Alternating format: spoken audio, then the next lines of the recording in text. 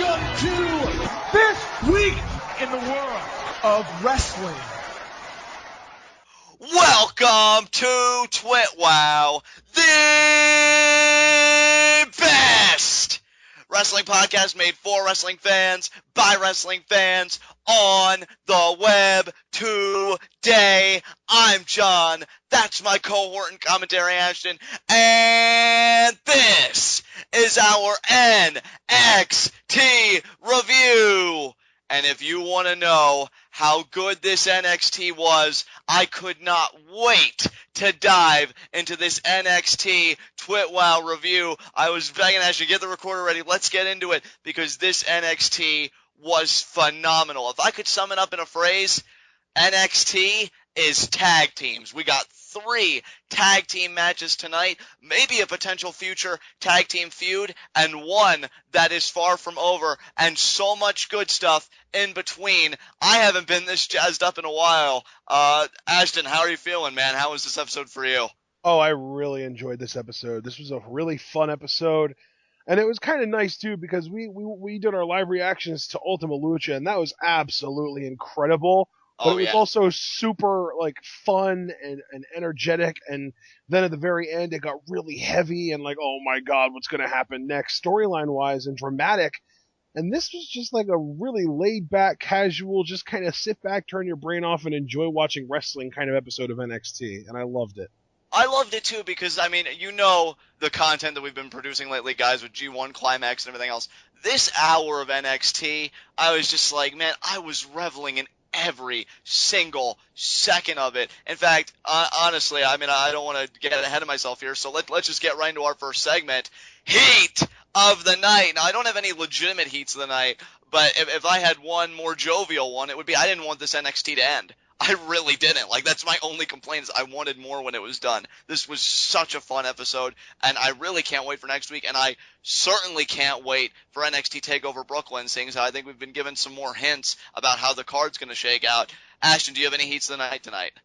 No, absolutely not. This show was too fun.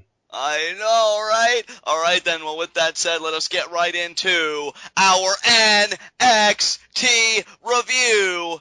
And Ashton, if I'm not mistaken, our first matchup was Enzo and Cass versus the Mechanics. Am I correct? The first matchup was, yes, Enzo and Cass versus the Mechanics. And here we are, Enzo and Cass versus the Mechanics. And the first off-putting thing that you and I both took note of, the Mechanics got an entrance, guys, and theme music that from my first hearing, I dug. I like their music, so I'm thinking, no way. Ashton can even tell you, I think I even said something to you, dude, that I had suspicions the Mechanics might pull this out because they got an entrance, which sounds incredibly absurd until it happened. The Mechanics pull off the upset. First off, though, before we get into the finish, because I do want to have a discussion with you about that. I really do. Maybe kind of a drawn-out discussion. But I love the teamwork of the Mechanics. I love the frequent tags. I love the double teams. This is how I wanted the Mechanics to be since we heard about them forever ago. Ever since I read the report on ODQ that these guys were going to be a team, this is what I envisioned. And now that I think NXT is really ready to get behind them, dude, the NXT tag division is so legit right now, and the addition of the Mechanics can only help that cause. What did you think of these guys now that we really got to see them, I think, for the first time? Oh, I absolutely agree with you. It's not really even the first time. It's just the first time they've gotten to see them in any kind of extended length of a match. Because I feel like any other time that they've been in a match, it's been like a squash. Exactly, and that's what I really mean by the first time. This is the first time we really got to see them in an extended role on offense. Because when you say squash matches, they've always been the recipients of those squash matches, never really the givers from, where I sit. And interesting line from commentary. I'm going to go through all my mental bullet points that I picked out in this match. Outside of the Mechanics and the frequent tags and the teamwork and the attire and the music, I just love that it's all finally coming together for these guys now. Commentary made a point, and now this is going to kind of tie into the finish and everything, that they asked if Enzo and Cass's problem as a team comes down to Enzo Amore. Yep. Because he is that scrapper. Corey Graves came right out and said he's scrappy do. He talks a big game. He's willing to engage in a fight, but when it gets too real for him, he immediately goes to Cass. And Cass gets his hot tag, and Cass is just still so damn good. If they ever want to do singles with that guy, I think he could really set the world on fire. he, really powers He had through. his opportunity to do singles when Enzo was injured, and he lost 1,000,000,000 times to Aiden English. Yeah, Aiden English, man, that kryptonite. But, got the power offense, got a sick boot. I want to say, I think, Dash Wilder, on the apron. That looked really nice. And then, though, a repeat of the Vaudevillains' #1 contendership matchup, I believe, 2 or 3 weeks ago, tags in Enzo. They're going for their assisted maneuver, and yet Scott Dawson picks him by the leg, him being Cass. Enzo takes offense to this because Cass gets shoved into the steel steps. He starts chasing after Dawson. Wilder takes Enzo's head off with a clothesline. They get Enzo back in the ring, and they pretty much do a double team move that's the Cruise finisher. They gave it a name, and I can't remember it, actually. I think it's called the Shattering Machine or the Shatter Machine. Yeah, it's something like that. And they get the win. So here is my question for you ultimately, because don't get me wrong, I am gushing over the mechanics, and I even told you, now that these guys are ready to get that serious push, they're going to be one of my favorite things on NXT, guaranteed. Are you worried about Enzo and Cass, though? No. I think that this is just an example of NXT breaking someone down so that they can build them back up, because it's like, well, and it's even possible that they're just breaking them down to kind of put a bunch of people over before they leave, because Enzo and Cass just worked a dark match on SmackDown, so they might be getting called up soon, too. That's very true. And you know what? That is so smart if that's the case, because if Enzo and Cass are on the way out, why not really bulk up your tag division? And I know you said it was funny, because I had a line when you and I were talking. I said, wow, it looks like Enzo and Cass have become the legitimizers of the tag division, and you thought it was funny because they've never won the NXT Tag Team Championships. But it seems like they really are filling that mold. I just wanted to broach that topic with you because commentary had the line, and Enzo eats the pin again, and Cash just got isolated because he's the muscle. But I am inclined to agree with your theory. They're probably going to move up to the main roster. They did have that dark match on SmackDown recently. I think they'll be a great addition to the WWE Tag Team division, especially if the primetime players lose the tag title soon. I would not be upset at all if Enzo and Cass got in the championship picture fairly early into their debut. So we'll see what happens for them. But yeah, I love that this tag team division is going to be taken care of potentially in Enzo and Cass's absence.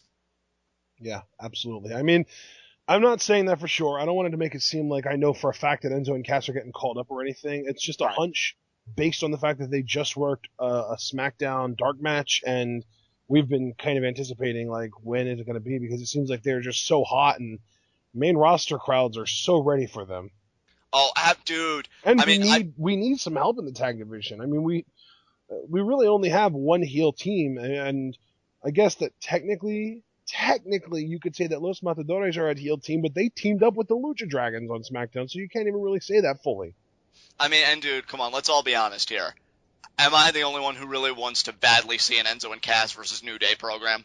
Oh my God, everybody does. Everybody is yearning for that exact feud. Dude, it's gonna be amazing, and I'll tell you what. Let the Matadors go full heel and feud with PTP for a little while.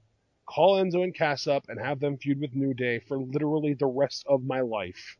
Yes, I am totally content with that fate, and I think you're right on all counts, Ashton. I mean, I love the Matadors, and I should say I love the people portraying them in Epico and Primo. I think they're incredible athletes and really talented guys, so it's not a knock against them. But you know your tag division is in trouble when a team that really hasn't been treated well, which again is not their fault, is kind of back as the focal point in the tag team division, even if only briefly. Like, I think an Enzo and Cass call-up is just what the division needs. And I have to say, yes, we don't know if you're right. We don't have this on a factual basis. But as far as educated guesses go, it's one of the better ones. So I'm inclined to agree with you, man.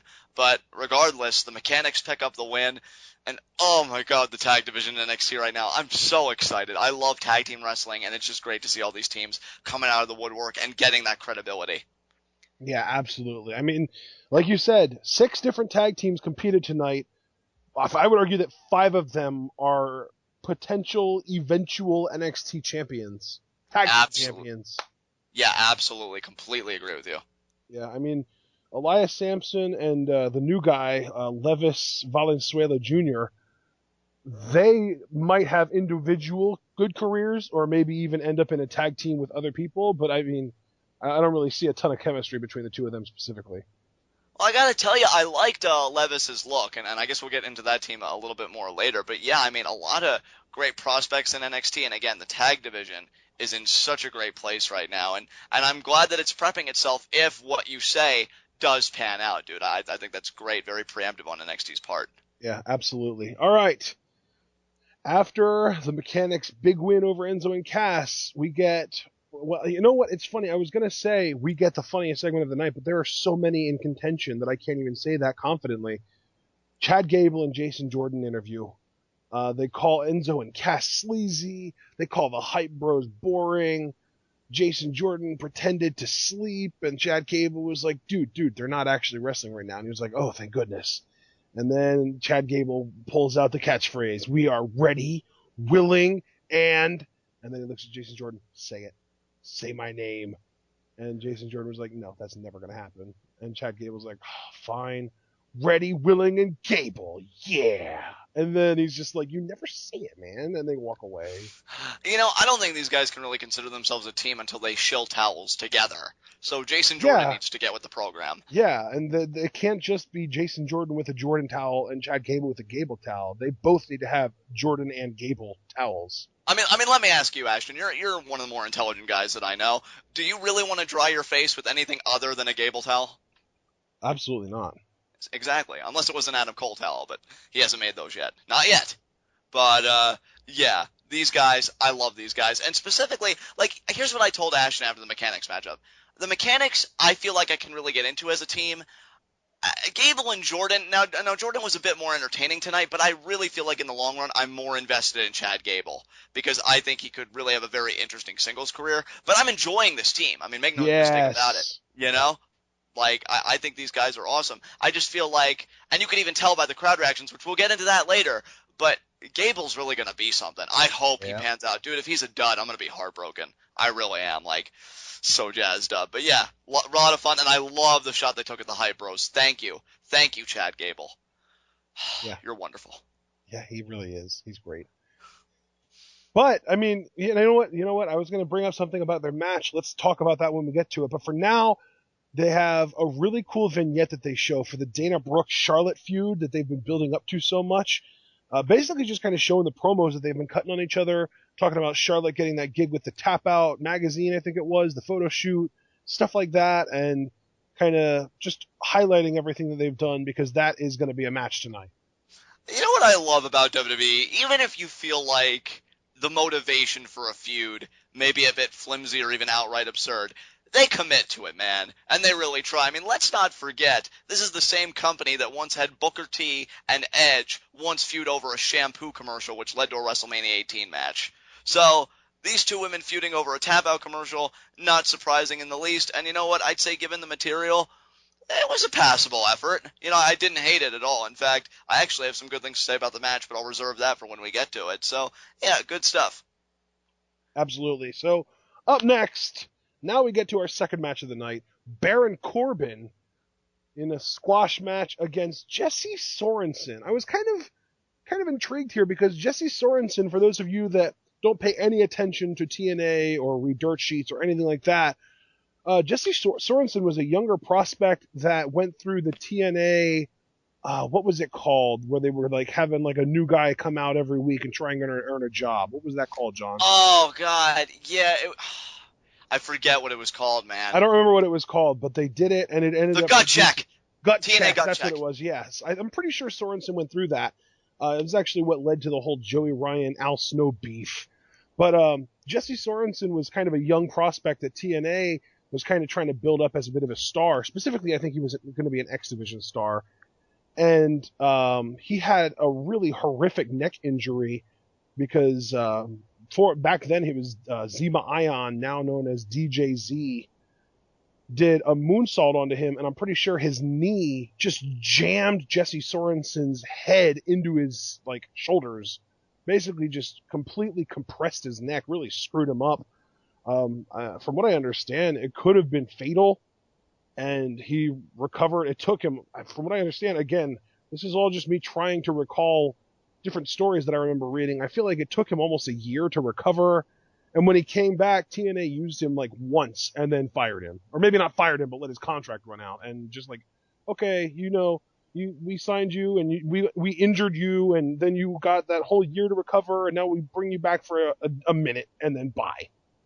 And not only that, I mean, I don't want to stir the pot or anything here, but since we're having an in-depth discussion about what he did prior to this match tonight, I mean, I heard there was some animosity because TNA was supposed to help cover the medical bills, and they didn't give him a dime. And, there was a lot of animosity there. So I'm actually quite happy for Mr. Sorensen that he was able to make a full recovery, and hopefully has all that behind him. Unfortunately, though, Baron Corbin was in his, immediate present, and like most things involving Baron Corbin, at least, if you're the opponent, it doesn't end well. Quick knee to the gut, and then the end of days. I mean, that's pretty much what the match was, and it's over.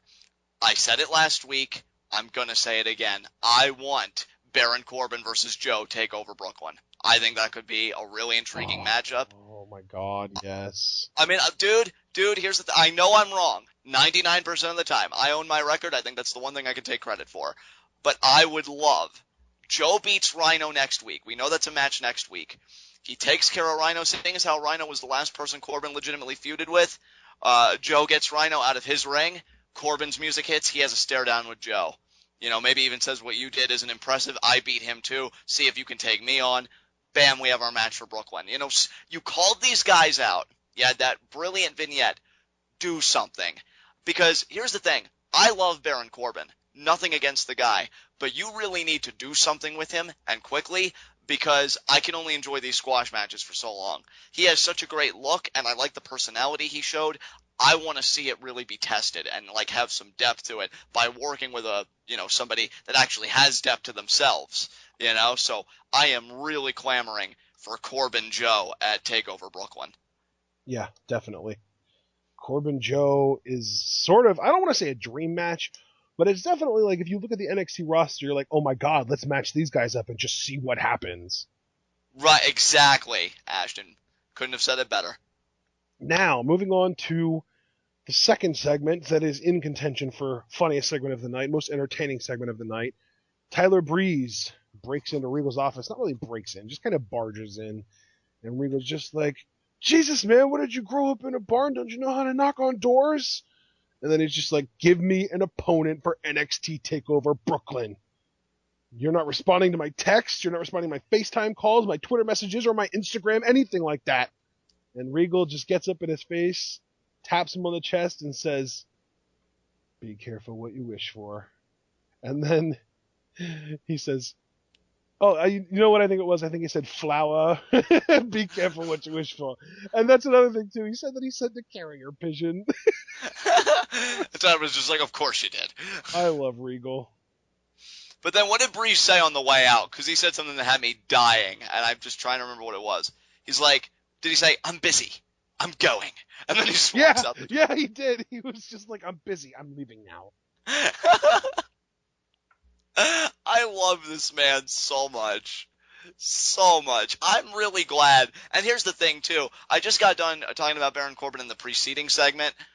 I love Tyler Breeze, and I'm glad they're giving him attention like this for NXT TakeOver Brooklyn.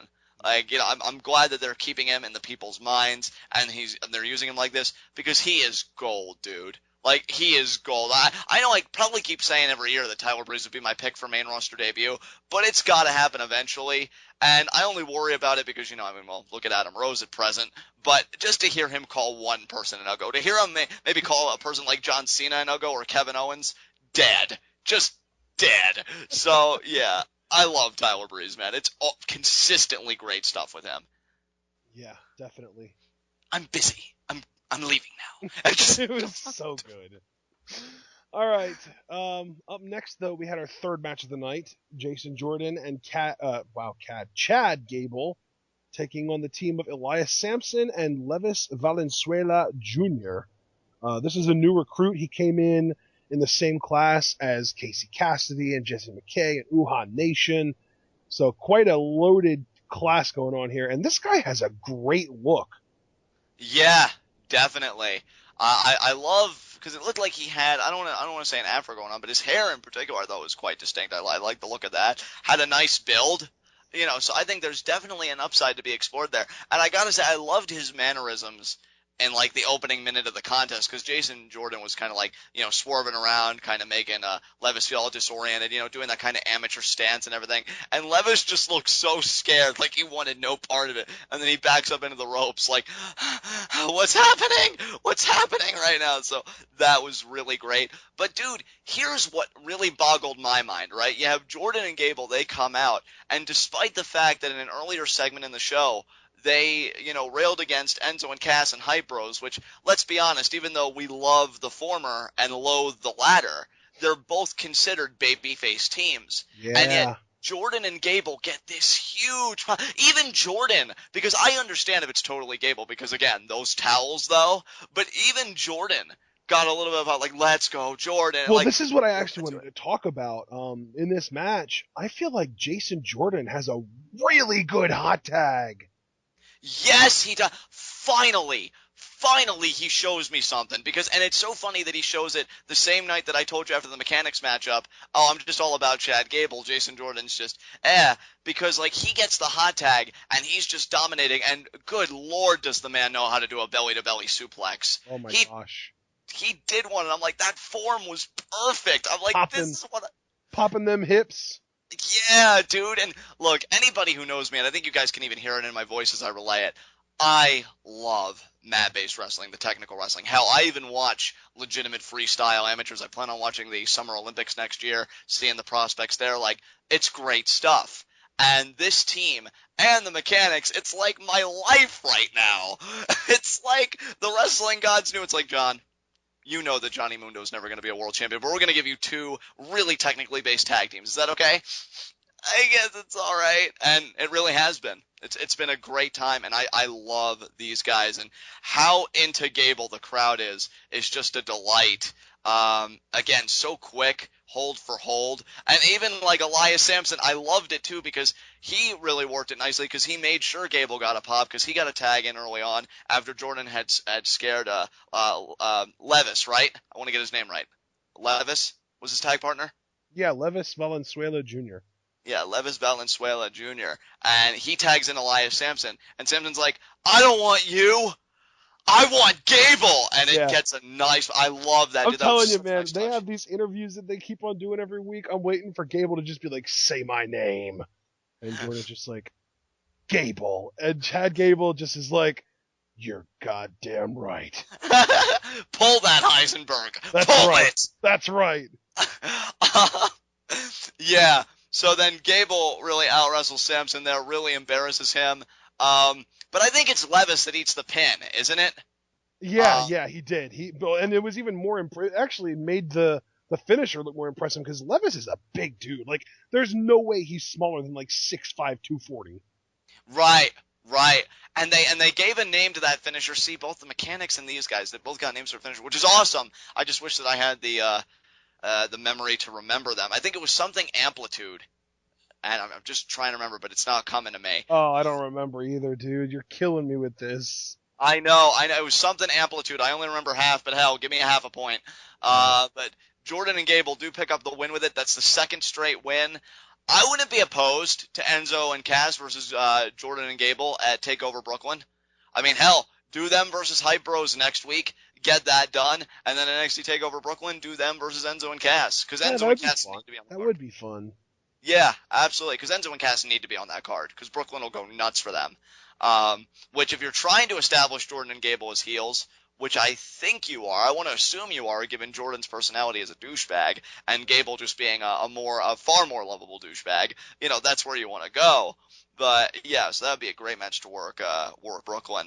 Yeah. And so, yeah, they win. They win again. Are you even surprised? No, but my body's tingly. Oh my god, they're so good. Wow. So what came after this, brother? This awkward sensation tingling down my spine right now. Yes, because it's ready, willing, and Gable. Oh. Want me a towel? Oh my god. Okay, so up next, I need to compose myself. Are you anxious, Hardbark, right now? I am beyond that, if it's possible. Dana Brooke interview with Devin Taylor. She's giving Charlotte an eviction notice, blah, blah, blah. Tonight is, oh, yeah, that's the thing, too.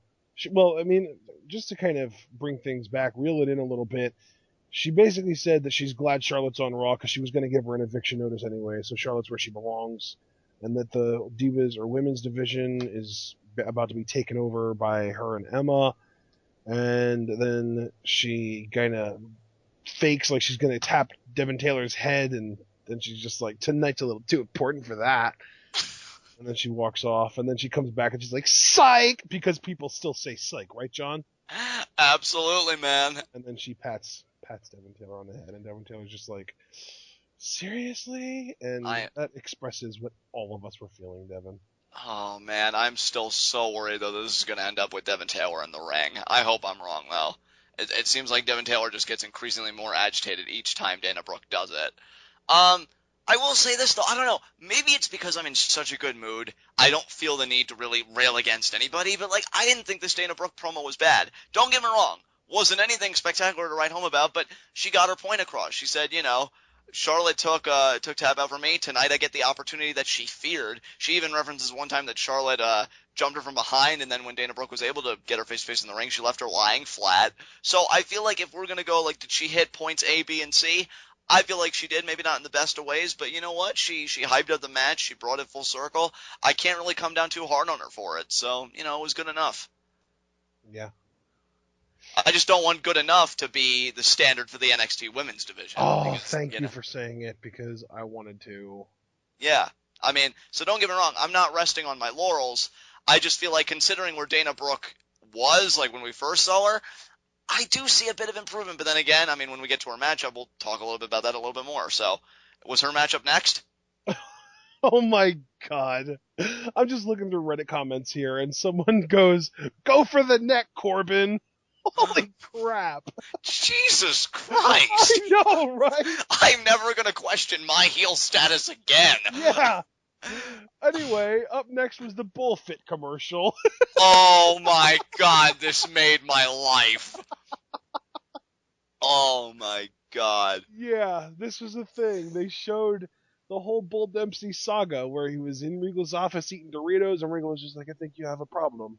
And then they showed him one-on-one with the vending machine, and he was about to hit it with a chair, and Regal came up behind him, and he was like, if we have to have a talk like this again, you're not going to like what happens.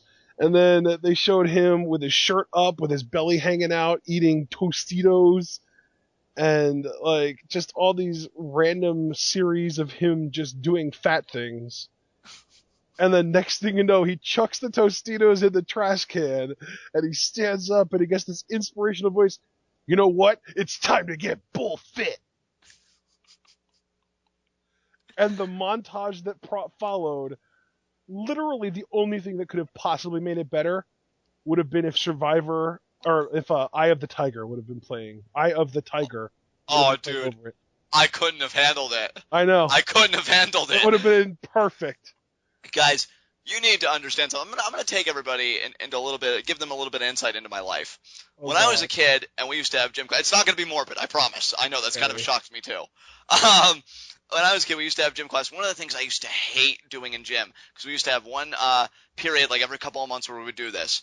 We would watch those Tybo workout videos. You know the one where it starts out slow, and then it's 1, 2, 3, 4, and I'm like, oh my god, I'm already in a wheelchair. You're making me feel so much worse. But this, being bullfit, this is an exercise tape that I could get into. This was amazing. The best part of it, I don't know why it got me laughing so hard, when he spit his hands and he attempted to climb the rope, and he actually did it until the camera pans downward to a guy that actually helped Bull Dempsey up, and he celebrated like he achieved something. That guy's going to be a huge star in WWE because he's gigantic and he's strong enough to lift Bull Dempsey up. But dude, here's the real story here. For the whole time that Bull Dempsey's been here, you know, we were always like, oh, God, nothing special, this and that. Just I guess it just comes down to not taking himself seriously. And that's just it. Like, that's why I feel like initially, I don't want to say that it was this big hot thing because I don't want everybody pouncing all over me, but this is why initially I feel like Brodus Clay was a success. You know, because everybody expected, oh, another monster type character. You know, we haven't seen that a million times. And then he comes out dancing. You know, he's got Naomi and Cameron and then, you know, the Funkadactyls, all that stuff. And initially, it seemed like it was quite an over thing. I think it wasn't until, you know, he crossed paths with Big Show that the momentum kind of died, but I digress. My point being, you don't need to go for the same mold every time. And I love that they're not doing that with Dempsey anymore. I love that they're taking him this route where he's just kind of embracing his inner fat guy. Now, I don't think he's going to get in shape, and I don't think you have any designs of that either. But that's the beauty of it, because he's going to try and get in shape. Regal's going to see that he fails miserably, and maybe through all of this calamity and wonderful confusion is going to emerge the life lesson that the only person you need to love is yourself, or just something like that. I don't know. And I love it, though. I want to get Bull fit. I am so ready. So this is great stuff. I'm so glad that you got so into this too. Dude, it was like, I'm telling you, when WWE has the right personality to work with, and I can't believe I'm using Bull Dempsey and personality in the same space. Like, it works. I'm loving this Bull Dempsey. I love, like, the whole tweets that you were showing me leading up to this, like him eating food, like, by certain people. Tyler Breeze thinking that Bull Dempsey was, like, disgusting. Corey Graves having his own aggravations. And then when he tries to actually get fit, to get in shape, he couldn't even run up a full flight of stairs before he was gassed. And it's just... It's great, though, because it doesn't take itself seriously. I was waiting for him to just, like, sit down at the top of the stairs and just whip out a random candy bar out of his pants. Yes! Dude, I was waiting for the candy bar to come out of the shirt. It's like, the important thing of being bullfit is to keep your energy up. Oh, that's good, Milky Way, oh my god. And then he just, you know, goes back to something else. It's great. I was waiting for him to, like, do, like, a scientific breakdown of which candy bars are more nutritional. Dude, that needs to be the next vignette. He needs to do a dieting vignette. And that's exactly what he needs to do. Now, personally, I know people prefer Reese's Pieces, but, and then you just insert maybe another type of candy. This is the candy I always go for. Everybody knows that the best candy is the Babe Ruth because of all the peanuts. Hey, oh my god, because of the protein. I can't even. This has so much potential. Now, obviously, I don't think they're going to do it because this is TWitWoW, where ideas are pretty consistently always better than what the mainstream product comes out with. That's not ego, that's just fact. And yet, though, I feel like whatever they do, I'm just going to have a smile on my face because Bull Dempsey is finally interesting. And you know what, though? Like, let this be a lesson about NXT, and this is the last thing I want to say about it because I know we have to move on. That E60 special, when you talk about, like, Tyler Breeze, because his real name was Mike Dalton, correct, Ashton? I don't want to get his name wrong. That was his FCW name. And that was his FCW name, was Mike Dalton. His real name is Matt Clement, Matthias Clement. Yeah, that's right. Well, Mike Dalton is his FCW name. They said, hey, you know, you being Mike Dalton and just being this generic guy, it's not going to work. You know, find something else. He found Tyler Breeze. Bull Dempsey, as he wasn't going to work. But the beautiful thing about NXT is that you can feel free to explore, to experiment, to put things out there. And he's found this, and it was the life raft that he needed. Because honestly, at the trajectory that Bull Dempsey was going before this, I could have seen him getting a pink slip. And that's not trying to come down hard on Bull. That's just the reality of it. People get cut all the time. And I don't think Bull was really above that. This, I'm not going to scream from the hilltops NXT championship potential. Of course not. But I feel like he could really find himself a nice spot on the card with this kind of gimmick where he just gets people into it and has a good time. I really like this. Absolutely. All right, brother. So what came after this? Match number 4, Charlotte versus Dana Brooke. And I'm going to say it right now, this was Dana Brooke's best match so far. Absolutely. And here's what I liked about it, Ashton.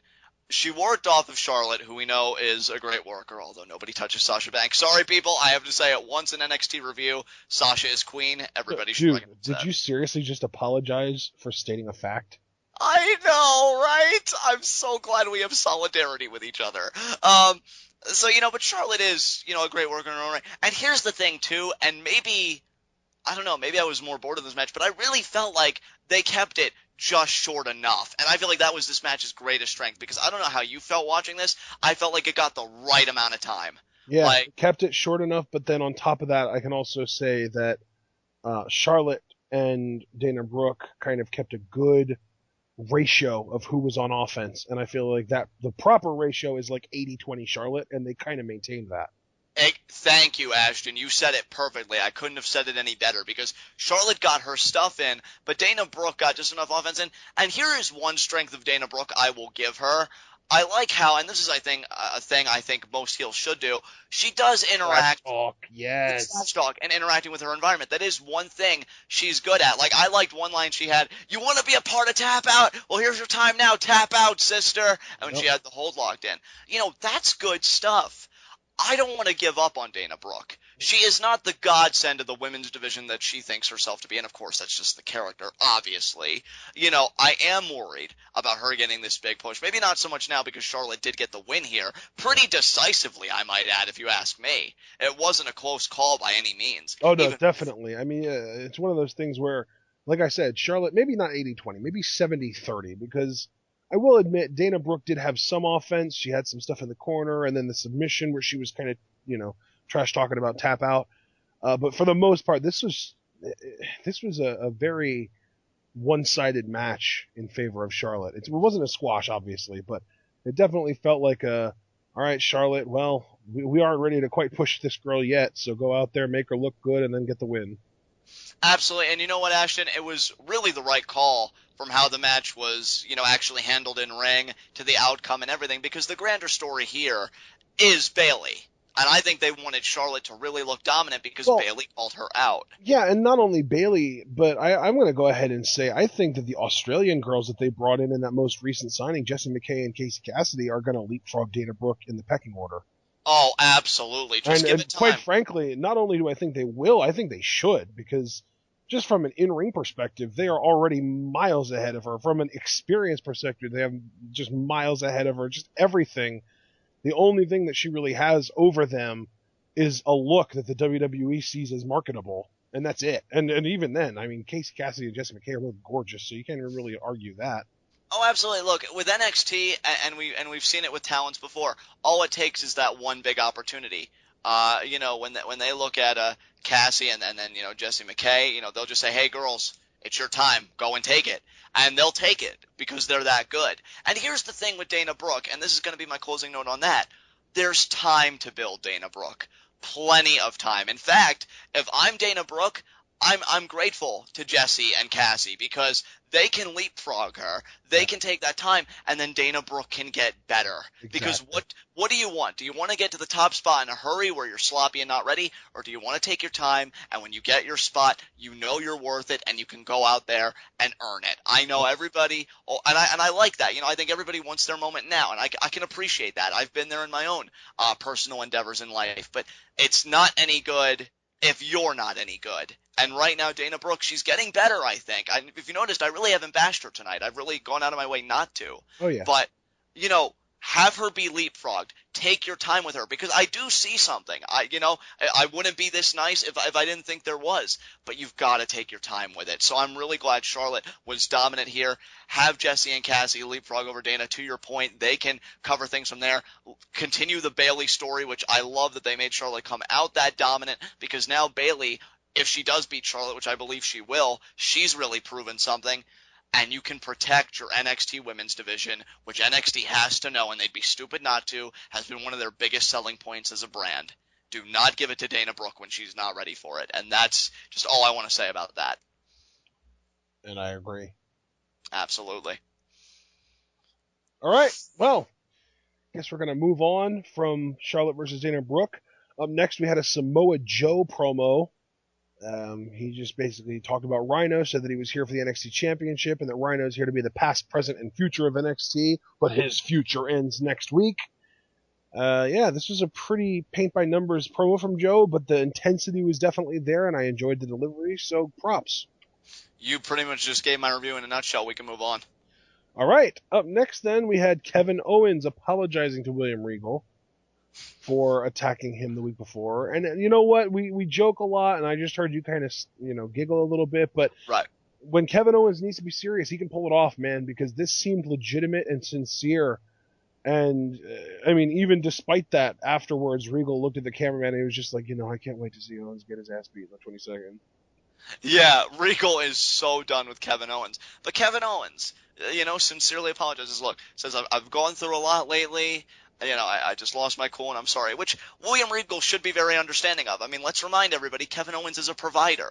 It's a hard time for Kevin Owens without that NXT championship. I would think that Sir William would be a bit more understanding. So let's hope that cooler heads prevail because Kevin Owens is clearly the mature one here. So Clearly. Yeah, clearly. All right. Let's just move on here. Devin Taylor, oh boy, congratulates Eva Marie on her win last week. And Eva says that her hard work is paying off. But this is just the beginning. And she is coming for the NXT championship. And then she tells Sasha Banks to watch out. Now, Ashton, you know you're one of my dearest friends. Wow, John, I'm just going to say it right now. I was fully expecting you to just crack up laughing after I got that last line out. First of all, your delivery was excellent. I actually had to fight the urge to, so it's not a loss on you. But my concern for you overrides that because were you the only one that felt his stomach just corroding from the BS when Eva Marie tells Sasha freaking Banks to watch out? What is this? Where are we, Ashton? Are we watching NXT or did we step into another dimension? Or do you know where we are? I think let's ask Kenny Loggins. Yeah, I don't even know who that is, but you know what? You're right. Kenny, where are we? Danger zone! There we go. There we go, the danger zone, because this is some horse pucky right here. This is unbelievable and absurd. This will not stand. Yeah, I mean, especially because by the time Eva Marie's ready to be the NXT Women's Champion, which might be in, I don't know, a decade or something, yeah, Sasha won't hold the title anymore because she's going to have to surrender when she wins the Divas title on the main roster. Exactly. Just like what happened with Paige. Which, by the way, I don't even know if a Sasha Banks hater is a thing. I don't even know if I want to know if it's a thing. There are still the factions in the crowd that call her Ratchet. Well, they're wrong. So, everybody's wrong about something. I mean, look at me. So, but the important thing here is that Sasha Banks, she doesn't have time to deal with you, Eva. She's busy beating Nikki Bella for that Divas Championship, which, let me just say right now, it's an inevitability, people. You can either get on the train or get off. I really don't care. And by the way, I just wanted to throw this out there. Wasn't Nikki Bella supposed to have a match on SmackDown this week? Yeah, against Becky Lynch, which didn't happen. So, Nikki Bella running scared from all the talented women is clearly what I'm saying here. Is this maybe Nikki Bella being like, oh no, but John's hurt, and then, not showing up at SmackDown to tend to her never-gonna-be boyfriend? And this is exactly why Daniel Bryan makes fun of you. This is precisely right here. It is, too. That's great. I mean, listen, all I want Eva to... Look, I'm a nice guy. I think you would even agree, Ashton, besides my morbid moments, of which there is a plenitude, I cannot lie. Yeah, you gotta work on that, but... Yeah, absolutely. But I'm a nice guy. I just... it's not that I don't like Eva. It's just that I would prefer if she learns her place. I'm not a bad guy. And just by learn her place, you don't even mean, go die in a fire or anything. You just mean never, ever talk that way to Sasha Banks ever again, ever. Exactly. There's a certain way that you talk to your betters. For example... Your superiors. Yeah, exactly. If Adam Cole came up to you and I, would we ever mouth off to Adam Cole? We would get down on our knees and bow down. Exactly, because that's how you address your betters. Now, Eva Marie... Superiors, John, superiors. Superiors, betters, superiors, they both work. Eva Marie should just be driving Sasha's car around back, taking care of her luggage. All of this training you're doing, which, let's be honest, after that match you had, was a complete waste of time. Yeah. Just be busy in the servitude of Sasha Banks. So I'm just merely Eva Marie at this point should be kissing Sasha's feet, hoping that some of the amazingness rubs off on her. I mean, duly noted. You're absolutely right on all counts, but then again, what else is new? Must be a day that ends in Y. But I'm just merely asking Eva in the most respectable way possible, just reevaluate your career options. I thought you were going to be like, who in the blue hell do you think you are? I mean, maybe you could even be a flight attendant, as in far, far away from that NXT ring, but... No, see, dude, that's a tainted position, too. I'm sure Becky Lynch, when she was a flight attendant, she did it way better than Eva Marie could ever hope to. You're so right. That's 2 in a row for you. You're so right. I don't know, Eva. I just know that I'm not ready for all red everything. I'll never be ready for all red everything. I'd rather come down with a really serious disease and live out the rest of my days in quarantine. Oh my god! And that's really all I've got to say about that. Wow. That accelerated quickly. It did. It really did, unlike Eva Marie's career. Oh, you're right, though. That laugh, though, is so worth it. No, but you really are. You are right. All right, bro, what's next? I mean, except for the quarantine thing. That got really dark. Yeah. Well, you said I have to work on it, and clearly, I mean, I just proved you right there. So, confirmation for the win. Yeah. This sadism is real right now. Up next, I mean, you're going to enjoy this with your sadistic side. Kevin Owens versus Martin Stone. Oh my God, a.k.a. Kevin Owens. He's a father, damn it! Versus a man, I don't even know who he is. No, he kind of looks halfway in between Jason Statham and Marcus Louis. Let me tell you something. Martin Stone must have been stoned if he really believed that he belonged in the same ring as Kevin Owens. That the absurdities just pile on tonight. But yeah, Kevin Owens pretty much makes quick work of Stone here. Just gets all that signature Kevin Owens offense, the cannonball, the senton, and more importantly, he looks out into the crowd, points, says, Balor! Throws Stone against the ropes, pop-up powerbomb, and the family gets fed for another night. Unbelievable. I mean, you say the family gets fed for another night, but he doesn't even have any championships now, so they're actually basically just eating ramen at this point. Does your mouth feel filthy right now? The hell is that coming from? I'm saying he needs to win a title to properly feed his family. They deserve steak. Listen, it is difficult being a provider. Where the hell is the sympathy for Kevin Owens? I am sympathetic. That's what I'm saying. His family deserves so much more than what they're getting on his salary right now. And you know what? To your point though, that is exactly what makes Finn Balor the real heel here. Does he have children to provide for? Oh, wait for it.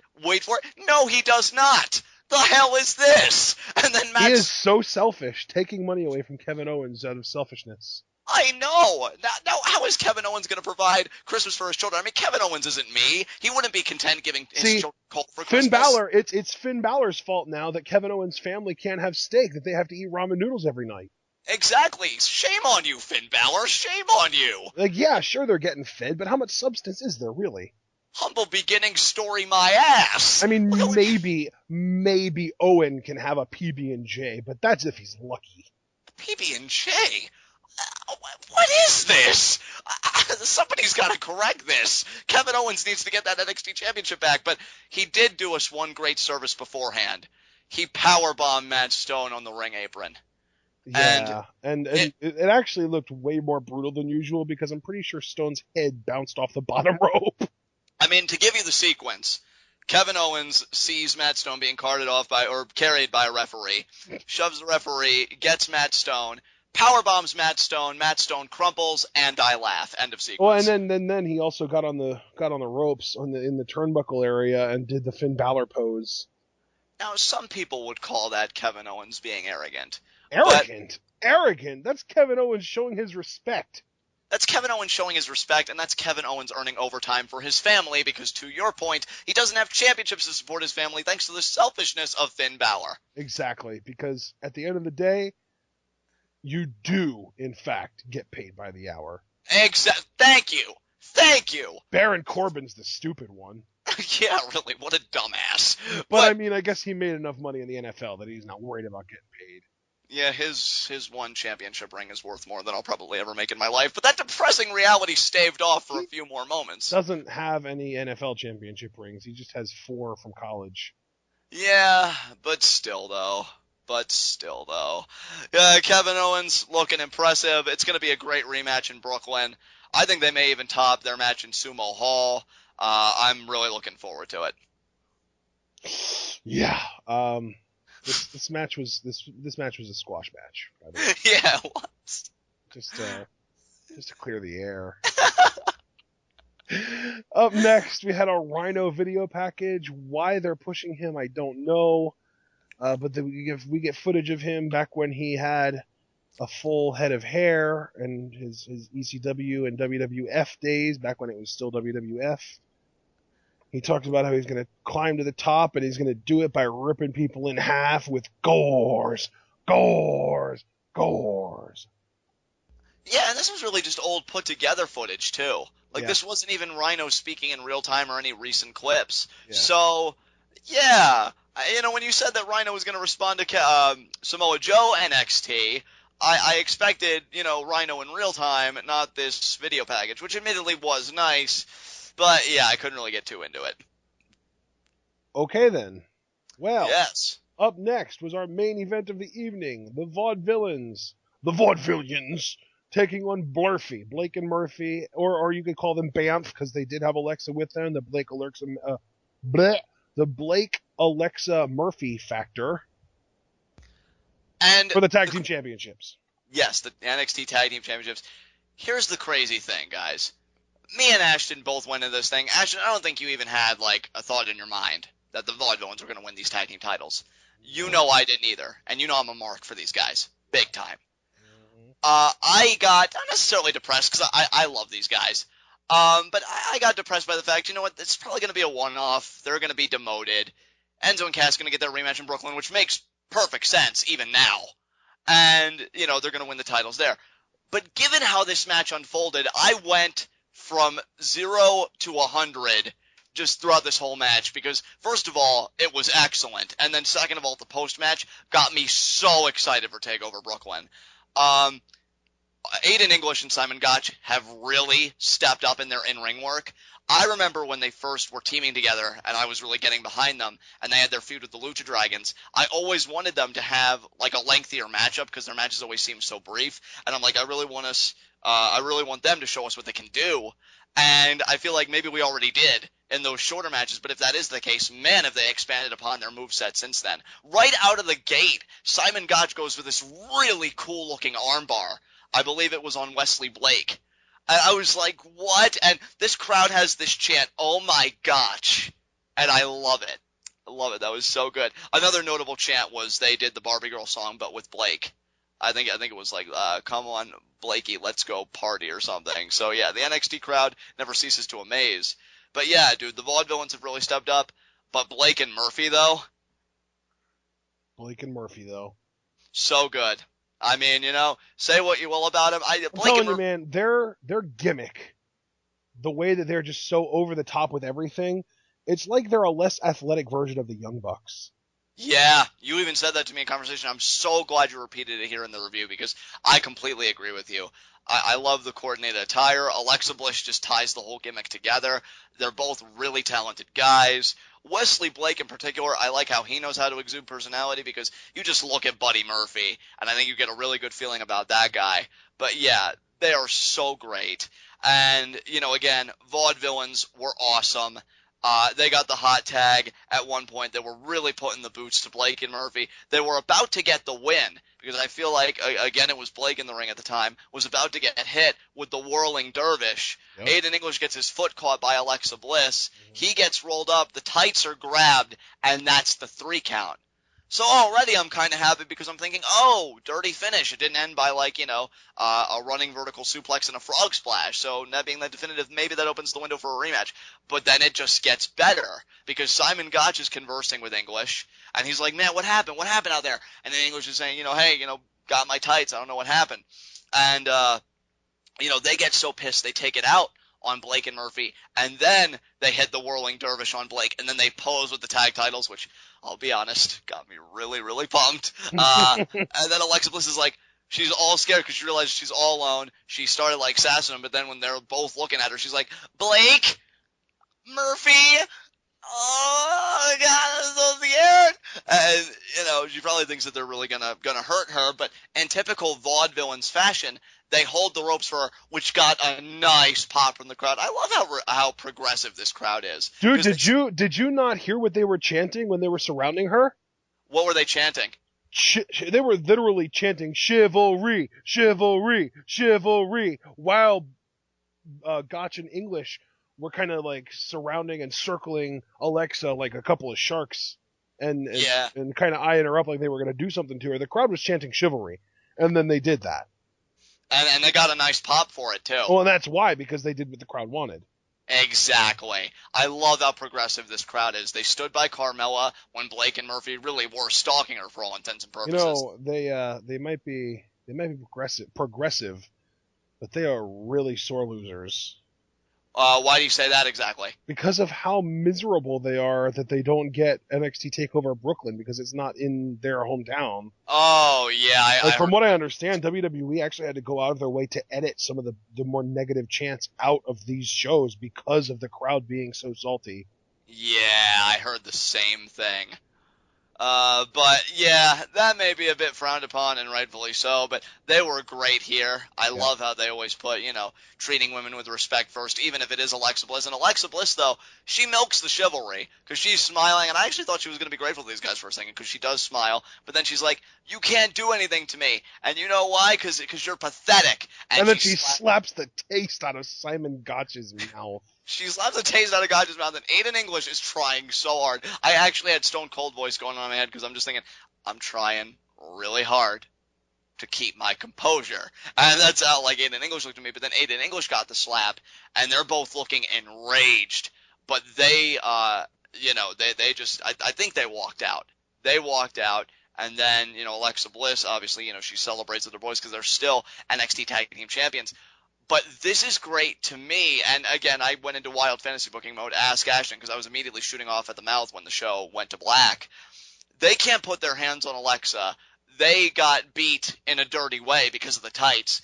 I think they're going to get a rematch in NXT TakeOver Brooklyn, and they may finally win the titles, and here's my contingency. I think they'll win the titles if and only if they get a woman, an NXT women's performer, to join them and complete the troupe, and we have a trio. I really hope that happens. And I'm calling it. I think it's going to end up being Casey Cassidy. You think it's going to be Casey Cassidy? I do, because between her and Jessie McKay, she's kind of the baby face. She's been kind of winning the NXT crowd over, and she kind of has a look that I could definitely see working with that kind of old-timey gimmick. Dude, you know what I would love to see? Oh, make her a pinup girl. Oh, that'd be perfect.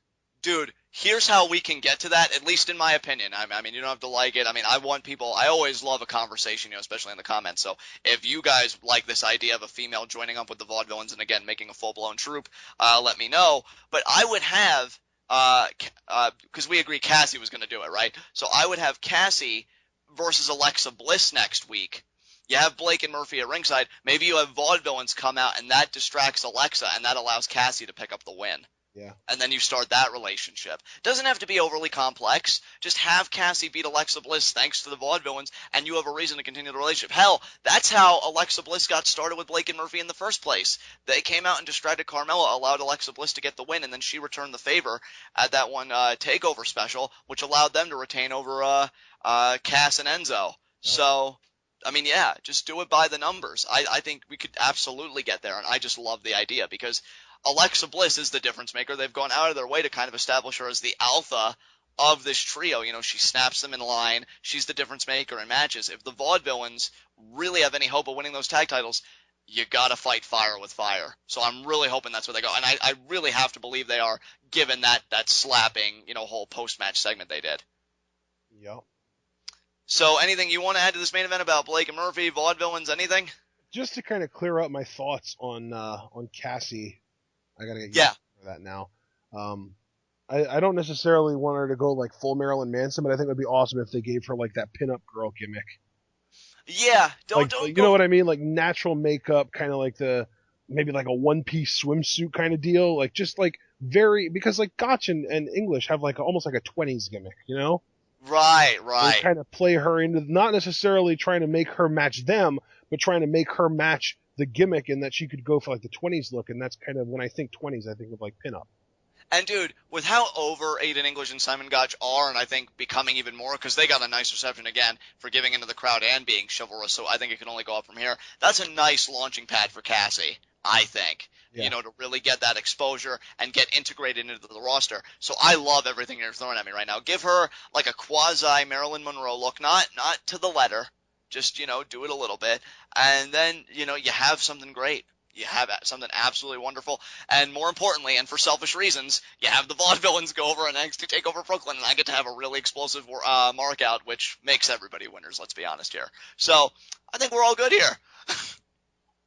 Yeah, I mean, what else are you going to say? Absolutely. So moving on, high spots and low shots. You know what? I'm going to say my low shot is Enzo and Cass. because this is their second straight loss in recent weeks, and it was to a team that up until now really hadn't done anything impressive. We always knew they could be impressive. They just never got a chance to show it. So Enzo and Cass are really struggling. Commentary's made some teases. Perhaps they are the ones that are SAWFT soft. So they're my low shot. Wow. I threw it down. What of it? So I can't even believe you used their own thing against them. Hashtag heel. Oh, yeah. My low shot is Dana Brooke because she talked all that smack and then all she got was smacked around. Oh, look at how you worked all that around. That was great. But yeah, no arguments here, man. Definitely the low shot. You know what? See, no, I can't. You know what? I'm going to cheat a little bit because I'm in a good mood. I think everybody can tell that. So I'm going to say my honorary high spot is the Vaudevillains. They can't be my high spot because they lost their title opportunity. That wouldn't be very smart. But I think they had a great post-match segment that got the crowd Did they really lose their title opportunity given that the opponents cheated in order to retain? And see, that's why I'm giving them the honorary spot, Ashton. And I get that completely. Yeah. In this context, they did lose their opportunity. But given how you and I make a lot of inferences on TWitWoW about where the future's going to go, the future's looking great for the Vaudevillains because I just have to believe. In fact, it's that kind of belief, because I know I always spout confidence, but to be completely real with you guys, it's this kind of belief that I'd bet the house that they are going to bring a woman into the Vaudevillains, and that's only going to heighten their gimmick. It's going to help the woman out. Hopefully it's Cassie, because we devoted all this time talking about her. So yeah, they're my honorary high spot. As far as my real high spot, though, I'm going to keep it in the realm of tag teams. The Mechanics. They finally arrived tonight, and they arrived against a great team, the most over team in NXT. Finally, they're getting, hopefully, the push that, I believe for a long time that they deserve. I know you've been excited about the Mechanics, too. I love that they took the Crew's double-team finisher for their own. It works for them. I can buy it, and I really do hope they get in that tag team title hunt soon. I would love, maybe not at this special, but a future special, an NXT tag team turmoil kind of scenario with how the division's really heating up. So, yeah, the Mechanics are my legitimate high spot. All right. I dig that. I do dig that. My high spot, you know what? I'm going to do it. My high spot is Bull Dempsey. I love it. Because he had one of the most entertaining segments that happened tonight, and that's definitely not something that I ever thought that I would say. Yeah. I mean, Bull Dempsey has come such a long way, and I hope he can go even further. I really do, because I'm having fun with Bull Dempsey finally, and I don't want that fun to stop. I'm ready to get Bull fit, and I love your high spot, so I can't say any more than that. Ashton, do you have anything else you want to say about this NXT, brother? No, I don't. All right, guys. Well, with that said, this has been NXT. This has been TWitWoW, the best wrestling podcast made for wrestling fans, by wrestling fans, on the web today. I'm John. That's my cohort and commentary, Ashton. Guys, be sure to comment and subscribe on YouTube. The outpouring of support lately for our content has been absolutely amazing. We love you guys so much. Thank you. You guys are wonderful. Keep it going. How would you fantasy book the Vaudevillains? You guys all saw the finish. Do they get a rematch at TakeOver Brooklyn? Maybe we do that tag team turmoil I just suggested now. Maybe it's not too premature to do it now. Do they get a woman into their group to make it a full-blown troop? And do you like Cassie, or do you have a better alternative? What do you think about Kevin Owens, failing to provide for his family without a championship? Are you heartbroken that they have to eat ramen now? Be sure to take the conversation over to Tweetoff, an amazing pro wrestling group on Facebook. Big time NXT fans there. You can have a lot of worthwhile conversations there. But I get it. If you're not into that, if you like to keep the conversations minimal, Ashton has created a TwitWoW subreddit. I appreciate every comment we get on there. It's wonderful to see. And there you can see all of our TwitWoW content there. And you have the ability to create threads of your own. I know the only other thread I saw that was created by one of our fans, Ashton, was asking you, who do you mundo over? I love that my markouts have become a verb. So you guys have the same power. Whatever you want to talk to us about, lay it on the table. We want to hear from you. Absolutely. So, guys, with that said, we will see you again for Day 8 of the G1 Climax this Saturday. And hopefully, all things permitting, I do think, Saturday, ROH review, Ashton. So, a lot of great content coming for our viewers this Saturday. And there's nothing going on Sunday, no special events that I know of. So, yes, in the immediate future, that's what you have to look out for. What a wonderful NXT. I'm pumped up. I hope you guys are too. And until then, tune in and peace out.